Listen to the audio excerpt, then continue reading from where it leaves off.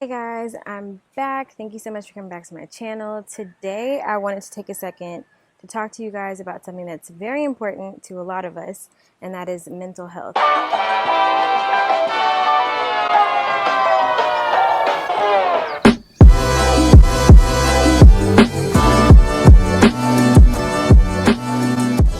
And I know y'all see this little black thing on me. Yes, your girl upgraded. I have a mic. I'm out in public, so I feel like with the mic, my voice will be louder for you so you can really hear everything that I'm saying. Okay, so let's talk about mental health and diabetes. I'm pretty sure we all know that, or we've all noticed that during certain moods or certain times of the day, certain times in our lives, our blood sugars seem kind of out of whack. The first time that I noticed that my mental state actually really does affect my diabetes was a time that I got into a disagreement with my husband. Got into a disagreement and my blood sugar, it went up. I mean, it didn't just go super duper high, but it did go up. I hadn't eaten, any hours before that. Well, I mean, earlier in the day I had eaten, but I hadn't eaten right before that. And like within, 10 minutes of our disagreement, my blood sugar started to slowly drift up. Of course, having a CGM, you can see it like in real time. So like my Freestyle Libre 2, I can see the graph and the arrow. So you know if you're going straight down, slowly going down with a diagonal arrow, if it's steady, going up with a diagonal arrow, or going straight up. And mine started going up. It went from being steady with an arrow to going up with a diagonal arrow.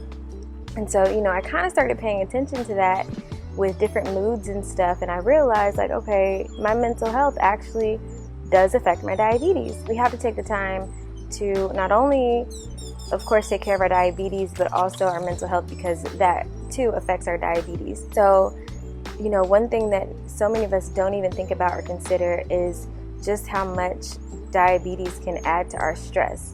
So, how does one manage their stress to help their diabetes when part of their stress is coming from their diabetes, right?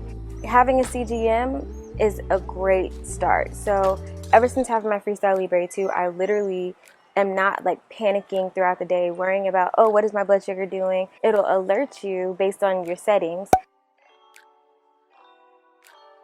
and it'll tell you if you're high or low, and then you'll just scan and it'll tell you what your glucose level reading is.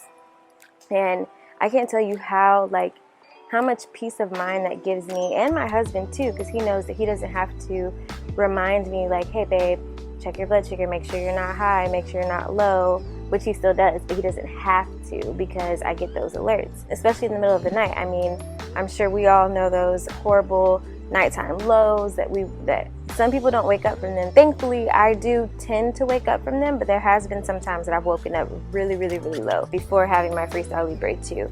And now it wakes me up before I even get to that point. So I don't have to worry about something bad happening in the middle of the night because I didn't wake up from a low. It's the main thing as far as diabetes goes, but other things that we can do, or that help me, that I do here recently since I've been in the Cayman Islands, I've gotten into taking walks on the beach. It's so peaceful. It just allows me to clear my mind.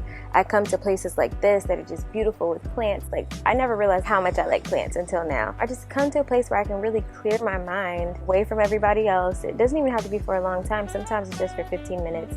But I'll come, I'll relax, I'll decompress. It makes your whole day different than it would have been if you don't take the time to do that.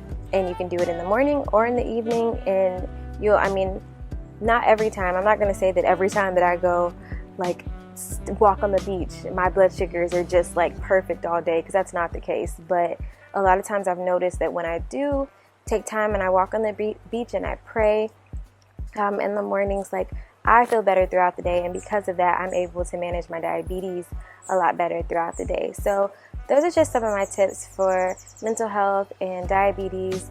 And I would love to hear some of your experiences. What helps you decompress?